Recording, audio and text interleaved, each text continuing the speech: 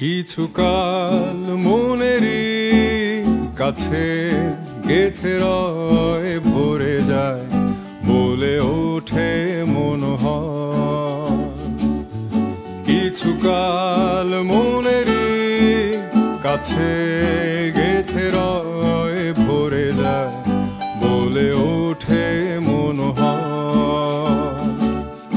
গধূলির আলোর সোনালি বিচরণ স্নিগ্ধ তনু ফিরে চায় সে সময়। কিছুকাল মনেরই কাছে